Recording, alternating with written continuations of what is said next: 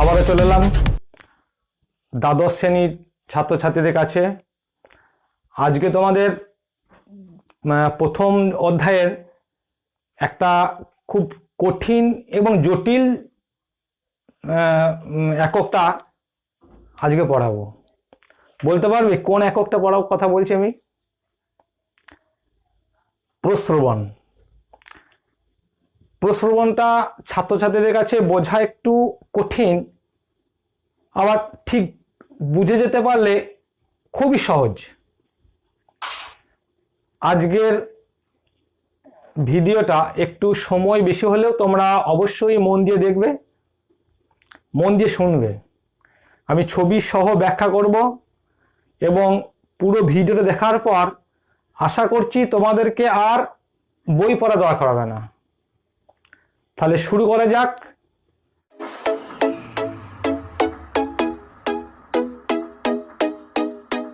প্রশ্রবণ। প্রশ্রবণ কাকে বলে? আমরা ভৌম জল পড়েছি। ভৌম জল, ভৌম জল যখন ভূপৃষ্ঠের বাইরে বেরিয়ে আসবে প্রাকৃতিক উপায়ে বিশেষ একটা পথ দ্বারা, তাহলে ভূগর্ভের জল অর্থাৎ ভৌম জল যখন বিশেষ একটা পথ দ্বারা প্রাকৃতিক উপায়ে ভূপৃষ্ঠে বেরিয়ে চলে আসবে তখন তাকে বলা হবে প্রশ্রবণ। বোঝা গেল কাকে বললাম? প্রশ্রবণ না ভূগর্ভের জল অর্থাৎ ভৌম জল নির্দিষ্ট একটা বিশেষ একটা পথ দ্বারা প্রাকৃতিক উপায়ে যখন ভূপৃষ্ঠে বেরিয়ে চলে আসবে তখন তাকে বলা হবে প্রশ্রবণ। এই যে প্রশ্রবণ, এর কতগুলি বৈশিষ্ট্য আছে। প্রশ্রবণের কতগুলি বৈশিষ্ট্য যে আমি পরপর আলোচনা করছি। প্রশ্রবণের বৈশিষ্ট্য, 1 নম্বর বৈশিষ্ট্য হচ্ছে নির্দিষ্ট পথ।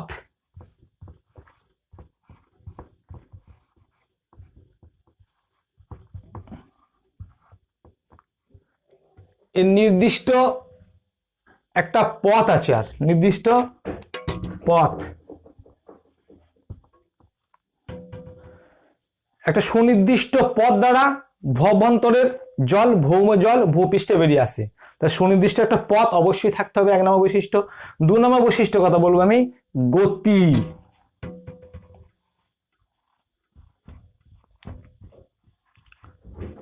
কেমন গতি না, এটা দেখা যাচ্ছে 2 রকম গতি হতে পারে, ধীর গতি, প্রবল গতি বা খুব দ্রুত গতি হতে পারে।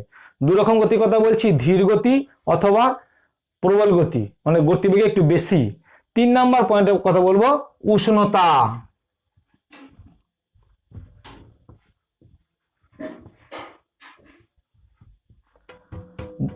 ভৌম প্রশ্রবণ যে জল নির্গত হয় ভূ অভ্যন্তর থেকে, সেই জলের উষ্ণতাটা কখনো বেশি হয় কখনো কম হয়। যদি স্বাভাবিক হয় শীতল প্রশ্রবণ হতে পারে, তাহলে শীতল হতে পারে, স্বাভাবিক হতে পারে। আর অনেক অনেক প্রশ্রবণ দেখা যায় উষ্ণ জল বের হয়, আবার এমন উষ্ণ বাষ্পসদ্য জল বের হতে পারে। তাহলে তৃতীয় বৈশিষ্ট্য বললাম উষ্ণতা। 4 নম্বর বৈশিষ্ট্য কথা বলবো, খনিজ।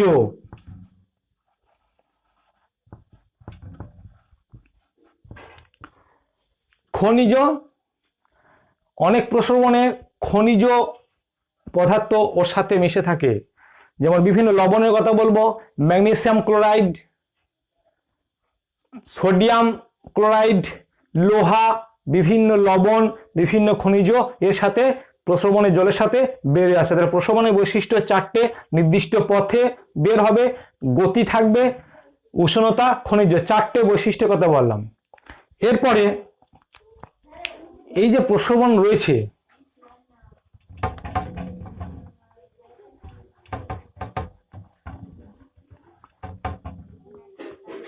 এই প্রশ্রবণকে শ্রেণীভাগ, প্রশ্রবণকে অনেক ভাগে ভাগ করা যায়। আমি পর পর বলার চেষ্টা করছি, তোমরা ভালো করে শুনবে, দরকার হলে খাতায় নোট করবে। প্রথম হচ্ছে স্থায়িত্বের ভিত্তিতে শ্রেণীভাগ করব। স্থায়িত্বের ভিত্তিতে প্রস্রবণকে দুই ভাগে ভাগ করা যায়, একটা অবিরাম আর একটা সবিরাম। তাহলে স্থায়িত্বের ভিত্তিতে প্রস্রবণকে দুই ভাগে ভাগ করা যায়, একটা অবিরাম প্রস্রবণ, একটা সবিরাম প্রস্রবণ। অবিরাম, অবিরাম মানে কি? বিরাম মানে বিশ্রাম, অবিরাম, তাহলে এখানে বিশ্রামের কোনো অবকাশ থাকবে না, তাহলে বিরামহীন ভাবে বেরিয়ে যাবে, অবিরাম বের হয়ে যাবে, কোনো বিরাম নেই। তাহলে যে প্রস্রবণ থেকে অনবরত জল বের হতে থাকবে তাকে বলা হবে অবিরাম প্রস্রবণ। উদাহরণ হচ্ছে সোনামুড়া প্রস্রবণ হচ্ছে অবিরাম প্রস্রবণ। তাহলে অবিরাম প্রস্রবণ উদাহরণ বললাম, সোনামুড়া প্রস্রবণ হচ্ছে অবিরাম প্রস্রবণ। দ্বিতীয় সবিরাম মানে বিরামের সহিত, বিরাম বিশ্রাম নেবে, মানে এক নাগাড়ে অনবরত বের হবে না। অনেক অনেক প্রস্রবণ আছে কিছু সময় বিরতি দেখা যায়, ঠিক আছে? তো এই সমস্ত প্রস্রবণগুলো শুধুমাত্র আর্দ্র ঋতুতে মানে বর্ষাকালে জল বের হবে, বাকি সময় শুষ্ক ঋতুতে জল বের হবে না। তাহলে সবিরাম অবিরাম কিসের ভিত্তিতে বললাম? স্থায়িত্বের ভিত্তিতে। তাহলে স্থায়িত্বের ভিত্তিতে প্রস্রবণ দুই প্রকার, অবিরাম সবিরাম। সবিরাম প্রস্রবণের উদাহরণ হচ্ছে ঝাড়খণ্ডের লুপুংগুটু। এরপরে আমরা পড়ব উষ্ণতার ভিত্তিতে। উষ্ণতার ভিত্তিতে প্রস্রবণ হচ্ছে গিয়ে দুই প্রকার, একটা প্রস্রবণ থেকে দেখা যাচ্ছে শীতল জল বের হচ্ছে, আবার কোনো প্রস্রবণ থেকে উষ্ণ জল বের হচ্ছে। শীতল প্রস্রবণ মানে স্বাভাবিক জল, তাহলে এই প্রস্রবণকে বলতে পারি আমরা স্বাভাবিক প্রস্রবণ। শীতল প্রস্রবণ একটা উষ্ণ প্রস্রবণ। তাহলে শীতল প্রস্রবণের জলটা স্বাভাবিক, আমাদের যেমন জল থাকে সেই উষ্ণতা থাকে, আর উষ্ণ প্রস্রবণের জল প্রচন্ড উষ্ণতা বেশি হয়।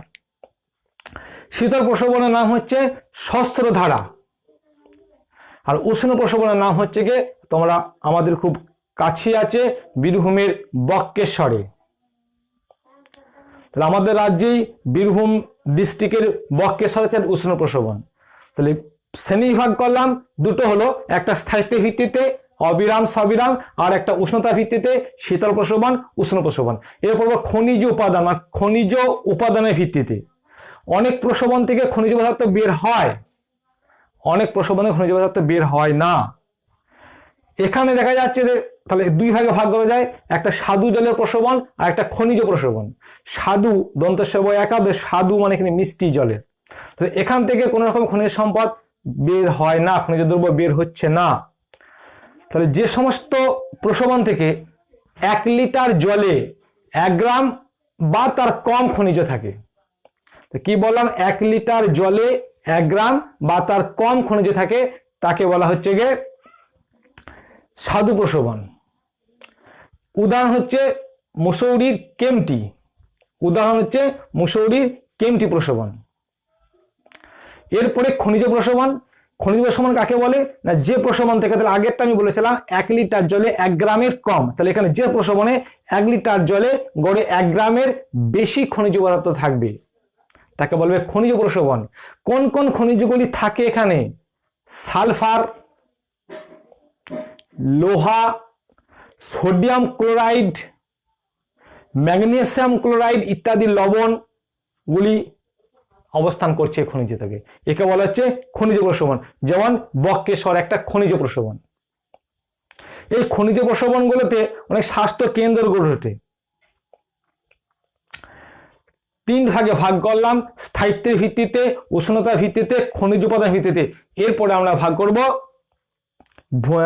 গঠন অনুসারে। গঠন অনুসারে অনেকগুলি ভাগ আছে, সেই ভাগগুলি তোমরা ভালো করে শুনবে এবং এই ভিডিওটি অবশ্যই শেষ পর্যন্ত দেখবে। শেষ পর্যন্ত দেখলে, ভালো করে শুনলে অবশ্যই তোমাদের আর বই পড়ার দরকার হবে না। প্রথম আসছে অবনত প্রস্রবণ।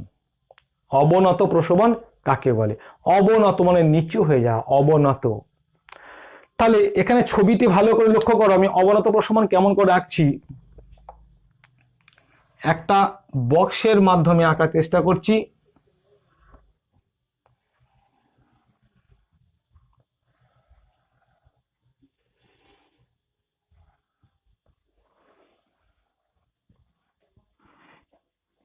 এটা অপ্রবেশ্য শিলা, এটা সম্পৃক্ত স্থায়ী সম্পৃক্ত শিলাস্তর, তাহলে এটা হচ্ছে অপ্রবেশ্য শিলাস্তর, অপ্রবেশ্য শিলাস্তর, এটা সম্পৃক্ত শিলাস্তর। এইটা তাহলে এই যে সম্পৃক্ত জলস্তরটা অবনত হয়ে গেছে, এই দিকে জল নির্গত হবে, এটা হচ্ছে অবনত প্রস্রবণ।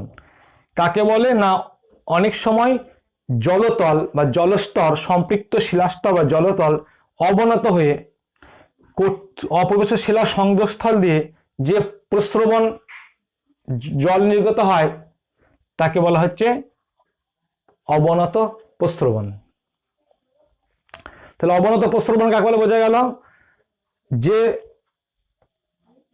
সম্পৃক্ত শিলাস্তর যখন অবনত হয়ে যায়, অবনত হয়ে এই অপ্রবেশ্য শিলাস্তরের সংযোগস্থল দিয়ে যে জল নির্গত হবে, এই প্রকার প্রস্রবণের নাম হচ্ছে অবনত প্রস্রবণ। উদাহরণ কি, ঝাড়খণ্ডের লুপুংগুটু। তাহলে এটার উদাহরণ হচ্ছে ঝাড়খণ্ডের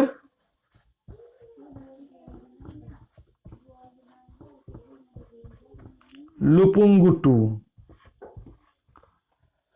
তাহলে এক নাম্বার হচ্ছে অবনত প্রস্রবণ, মনে রাখবে ভালো করে, আবার একবার বলছি। দেখা যাচ্ছে জলস্তর বা সম্পৃক্ত শিলাস্তর যখন অবনত হয়ে যায় তখন অপ্রবেশ্য শিলার সংযোগস্থল দিয়ে যে প্রস্রবণের সৃষ্টি হয় তাকে বলা হচ্ছে অবনত প্রস্রবণ। উদাহরণ ঝাড়খণ্ডের লুপুংগুটু। 2 নাম্বার বলা হচ্ছে এখানে, 2 নাম্বার কি আছে, 2 নাম্বার এখানে বলা আছে নতিঢাল প্রস্রবণ। নতিঢাল 2-3 আমি একসাথে বলবো, নতিঢাল প্রস্রবণ। আর একটা হচ্ছে যে ভিগু তট পাদদেশ প্রস্রবণ। তাহলে নতিঢাল প্রস্রবণ আর ভিগু তট পাদদেশ প্রস্রবণ কাকে বলে বলছি, তার আগে এই ছবিটা মুছে দিচ্ছি।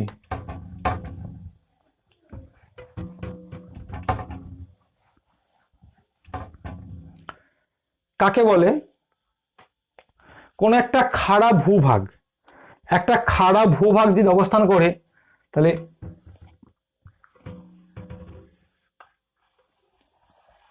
একটা খাড়া ভূভাগ এইভাবে অবস্থান করছে, এই খাড়া ভূভাগের এখানে সম্পৃক্ত শিলাস্তর আছে, এটা অপ্রবেশ্য শিলাস্তর আছে, অপ্রবেশ্য শিলাস্তর, এটা সম্পৃক্ত শিলাস্তর মানে জলস্তর। তাহলে এই খাড়া ভূভাগে রয়েছে, এই খাড়া ভূভাগের মধ্যে অপ্রবেশ্য শিলাস্তর নিচে অবস্থান করছে। তাহলে খাড়া ভূভাগের ভিগুতটের এই দিকটা, এই দিকটা, এখানে একটা প্রস্রবণ সৃষ্টি হবে, এখানে একটা প্রস্রবণের সৃষ্টি হবে। ঠিক আছে, তাহলে এই প্রস্রবণ দুটি ভালো করে দেখবে। তাহলে এই যে এখানে প্রস্রবণ সৃষ্টি হচ্ছে, তাহলে এখানটার প্রস্রবণটার নাম হচ্ছে নতিঢাল প্রস্রবণ। তাহলে এই জায়গায় জল বের হচ্ছে, প্রস্রবণ সৃষ্টি হচ্ছে, এর নাম হচ্ছে নতিঢাল প্রস্রবণ। আর এর নাম হচ্ছে ভৃগুতট পাদদেশীয় প্রস্রবণ। এখান থেকে জল বের হচ্ছে। তাহলে এই যে সংযোগস্থল, তাহলে কোনো একটা খাড়া ভূভাগ থাকলে এই খাড়া ভূভাগের এই অংশটার নাম হচ্ছে ভৃগুতট, আর উপর অংশ হচ্ছে নতিঢাল। তাহলে এই যে এখান দিয়ে জল নির্গত হলে একে বলছে ভৃগুতট প্রস্রবণ, আর তার বিপরীত উপর দিয়ে জল নির্গত হলে তাকে বলছে নতিঢাল প্রস্রবণ। তাহলে কি বললাম, এক্ষেত্রে একটা খাড়া ভূভাগ লাগছে, খাড়া তল লাগছে, খাড়া তলের নিচের ঢালু অংশের নাম ভৃগুতট পাদদেশীয়, ওপরটা নাম নতিঢাল। তাহলে এখানে যে প্রস্রবণ সৃষ্টি হবে তার নাম হচ্ছে ভৃগুতট পাদদেশীয় প্রস্রবণ, আর এর বিপরীত দিকে এখানে প্রস্রবণ সৃষ্টি হবে তার নাম হচ্ছে নতিঢাল প্রস্রবণ। অবশ্যই এখানে অপ্রবেশ্য শিলাস্তর আছে, তাই এই দিক সংযোগস্থল দিয়ে নির্গত হচ্ছে, এখানেও এই সংযোগস্থল দিয়ে জল নির্গত হচ্ছে। তাহলে নতিঢাল প্রস্রবণ, ভৃগুতট প্রস্রবণ। এবার উদাহরণ বলছি, উদাহরণটা মনে রাখবে ভালো করে। যে নতিঢাল প্রস্রবণ রয়েছে এটা হচ্ছে ঝাড়খণ্ডের লুপুংগুটু। আগে আমরা একবার বললাম, তাহলে এটা ঝাড়খণ্ডের লুপুংগুটু। আর ভৃগুতট যে প্রস্রবণ রয়েছে, এই ভৃগুতট প্রস্রবণের নাম হচ্ছে সহস্রধারা। উদাহরণ, তাহলে লুপুংগুটু আর সহস্রধারা ভৃগুতট পাদদেশীয় প্রস্রবণ। আর নতিঢাল প্রস্রবণ হচ্ছে কি বললাম, নতিঢাল প্রস্রবণের নাম হচ্ছে লুপুংগুটু। দুটো 2-3 নাম্বার হয়ে গেল। তো 3 প্রকার হলো অবনত, নতিঢাল প্রসবন, ভৃগু তট, পাদদেশীয় প্রসবন। এরপর আমরা পড়বো ডাইক ও শিল প্রসবন। 4 নাম্বার হচ্ছে ডাইক ও শিল প্রসবন।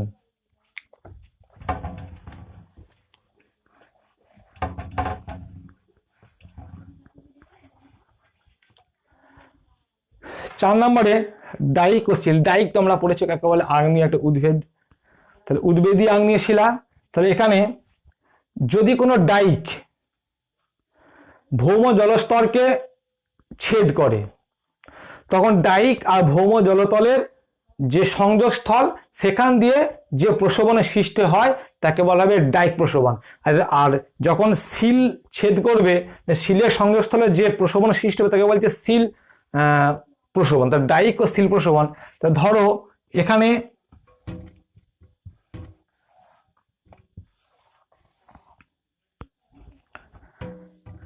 এটি জলতল,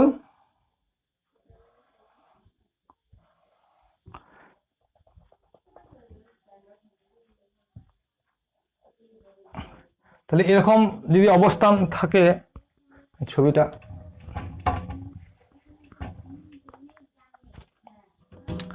এরকম কোনো জলতল অবস্থান করছে, এখানে ডাইক সৃষ্টি হয়েছে, এটা ডাইক। তাহলে এই যে জলতল রয়েছে, এই সম্পৃক্ত শিলাস্তর জলতল, এই মধ্যে দিয়ে জল বের হবে, এর নাম হচ্ছে ডাইক প্রস্রবণ। আবার শিল ঠিক এইভাবে যদি অবস্থান করে, শিল এইভাবে আড়াআড়ি অবস্থান করে, যেটা শিল বলা হচ্ছে, এই সংযোগস্থল দিয়ে জল বের হবে, ঠিক আছে, এটাকে বলছে শিল প্রস্রবণ। তাহলে ডাইক প্রস্রবণ আর শিল প্রস্রবণ কি বললাম না, কোনো ভৌম জলতলকে যদি কোনো ডাইক বা শিল যদি স্পর্শ করে চলে যায়, তাহলে এই যে সংযোগ জলতল আর ডাইকের সংযোগস্থল দিয়ে যে জল নির্গত হচ্ছে, যে প্রসবন সৃষ্টি হচ্ছে, তার নাম হচ্ছে ডাইক প্রসবন। আর শিলের ক্ষেত্রে এটা শিল প্রসবন। বোঝা গেল? এরপর তাহলে 4টে পয়েন্ট বললাম। 5 নম্বরে সমান্তরাল প্রসবন।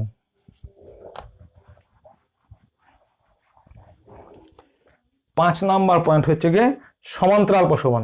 সমান্তরাল কোনো প্রবেশ্য শিলাস্তর, অপ্রবেশ্য শিলাস্তর, জলস্তর যদি সমান্তরালভাবে অবস্থান করে, তাহলে ওই জলস্তর আর অপ্রবেশ্য শিলাস্তরের সংযোগস্থল দিয়ে যে প্রসবনের সৃষ্টি হবে তাকে বলা হবে সমান্তরাল প্রসবন। কি বললাম না, প্রবেশ্য শিলাস্তর, অপ্রবেশ্য শিলাস্তর, জলতল যদি জলস্তর যদি সমান্তরালে অবস্থান করে, তাহলে সেক্ষেত্রে যে প্রসবনের সৃষ্টি হবে তাকে বলা হবে সমান্তরাল প্রসবন। ছবিটা কেমন হবে?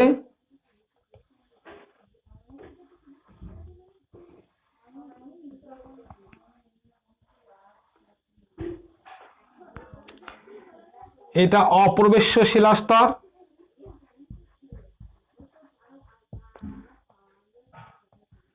এটা প্রবেশ্য শিলাস্তর, এটা সম্পৃক্ত শিলাস্তর। এই যে সমান্তরাল অবস্থান করছে, এখানে যে প্রসবনের সৃষ্টি হবে, এখানে যে প্রসবনের সৃষ্টি হবে, এর সমান্তরাল প্রসবন। শিলাস্তর অবস্থানটা সমান্তরাল হয়ে রয়েছে। হিমালয়ের তরাই অঞ্চলে এরকম প্রসবন অনেক দেখা যায়। হিমালয়ের তরাই অঞ্চলে এরকম প্রসবন দেখা যাচ্ছে। কি বললাম সমান্তরাল প্রসবন না, এক্ষেত্রে প্রবেশ্য শিলাস্তর, অপ্রবেশ্য শিলাস্তর আর জলস্তর যদি সমান্তরাল অবস্থান করে, তাহলে এই অপ্রবেশ্য শিলাস্তর, অপ্রবেশ্য শিলাস্তর সংযোগস্থল দিয়ে যে প্রসবনের সৃষ্টি হবে সেই প্রসবনকে বলা হবে সমান্তরাল প্রসবন। 5 নাম্বার হলো। এবার 6 নাম্বার হচ্ছে চ্যুতি প্রসবন। 6 নাম্বার হচ্ছে গিয়ে চ্যুতি প্রসবন। চ্যুতি কাকে বলে তোমরা ক্লাস 11 অবশ্যই পড়েছো, তাই তো? এই চ্যুতি যখন শিলাস্তরে স্থানচ্যুত হবে, স্থানচ্যুতর ফলে স্থানচ্যুত হয়ে যাচ্ছে, তখন প্রবেশ্য শিলাস্তর অপ্রবেশ্য শিলাস্তর দ্বারা বাধাপ্রাপ্ত হবে। কি বললাম? চ্যুতি ঘটার ফলে প্রবেশ্য শিলাস্তর অপ্রবেশ্য শিলাস্তর দ্বারা বাধাপ্রাপ্ত হবে। সেই প্রবেশ্য শিলাস্তরের সংযোগস্থল দিয়ে যে প্রসবনের সৃষ্টি হবে তাকে বলা হচ্ছে চ্যুতি প্রসবন। তাহলে প্রবেশ্য শিলাস্তর অপ্রবেশ্য শিলাস্তর দ্বারা আবদ্ধ হচ্ছে চ্যুতির দ্বারা। এই চ্যুতির তল বরাবর যে প্রশোভনের সৃষ্টি হবে সেই প্রশোভনকে বলা হবে চ্যুতি প্রশোভন। কেমন ছবিটা হবে দেখো,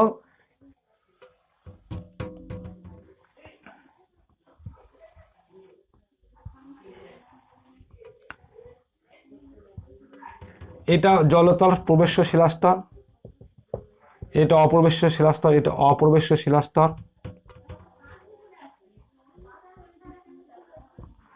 চ্যুতি ঘটে গেল, এদিকে চ্যুতি ঘটে গেল, তাহলে চ্যুতি ঘটে যাওয়ার ফলে এখানে অপ্রবেশ্য শিলাস্তরটা চলে গেল। এখানে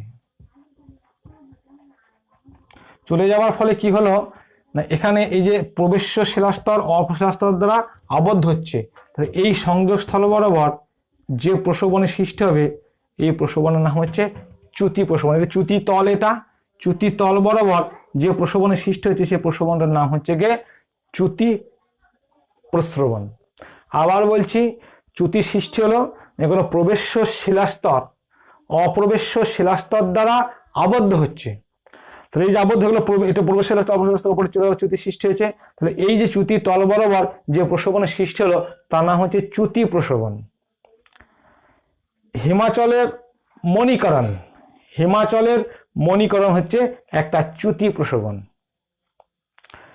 6 নম্বর হলো, 7 নম্বর হচ্ছে বিদার প্রশোভন বা দারণ প্রশোভন। এই ছবিটা মুছছি।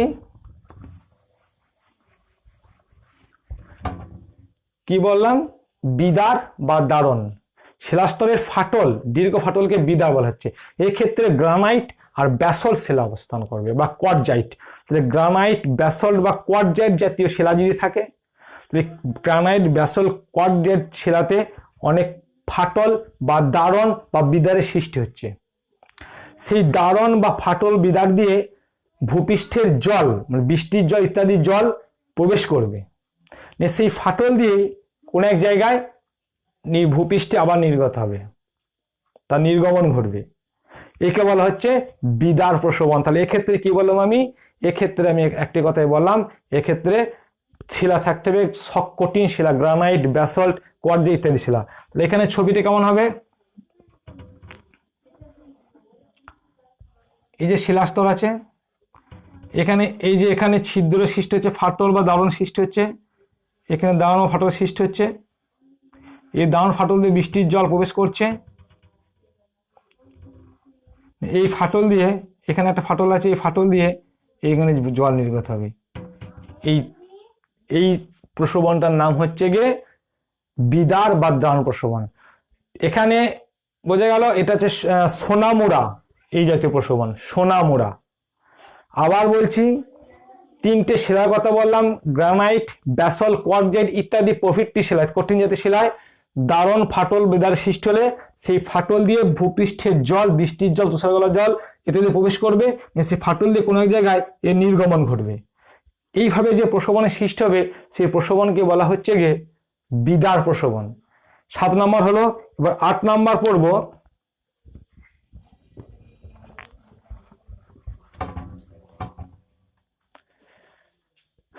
আট নাম্বার দ্রবণ প্রশোভন বা ভক্লুসিয়ান প্রশোভন। তো দ্রবণ প্রশোভন কাকে বলে? দ্রবণ প্রশোভন বা ভক্লুসিয়ান প্রশোভন একইভাবে এটা দেখা যাচ্ছে চুনাপাথর, ডলোমাইট মানে কাস্ট অঞ্চলে। বৃষ্টির জল দ্রবীভূত হয় কাস্ট অঞ্চলে, চুনাপাথর ডলোমাইটের সাথে। এটা দেখা যাচ্ছে চুনাপাথর বা ডলোমাইট অঞ্চল অর্থাৎ কাস্ট অঞ্চলে। তাহলে এটা ওই বিদ্যাদানের মতনই একই প্রকারের প্রায়। এই ক্ষেত্রে শিলাস্তর থাকছে,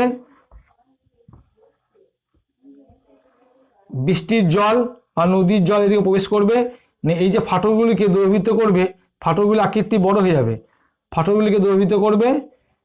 এখানে যদি কঠিন শিলা অবস্থান করছে, কঠিন শিলা বা অপ্রবেশ্য শিলা, এটা অপ্রবেশ্য শিলা, এই অপ্রবেশ্য শিলার এদিকে বের হবে। তাহলে এখানে এই যে দ্রবণ বিভিন্ন দিক দিয়ে আসবে, বিভিন্ন দিক দিয়ে, তাহলে বৃষ্টির জল এখানে ফাটল দিয়ে প্রবেশ করবে না, ফাটলে দ্রবীভূত করে ফাটল আকৃতিটা আরো বেড়ে যাবে। নিয়ে অপবেশ শিলার আর এই চুনাপাথর অঞ্চলের সংযোগস্থল দিয়ে এই জল নির্গত হবে। একে বলা হচ্ছে গিয়ে দ্রবণ প্রসবন বা ভক্লুসিয়ান প্রসবন। কেন বলে না, ফ্রান্সের ফন্টেন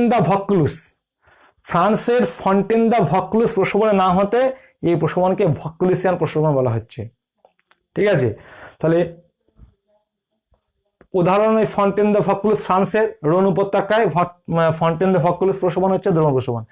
ঠিক আছে, তাহলে এই যে মোট 8টি ভাগে ভাগ করলাম, আর একটি ভাগ আছে ওটা এই আর্টিজিও প্রসবন, ওটা আমি পরের দিন আরো বিস্তারিত আলোচনা করব।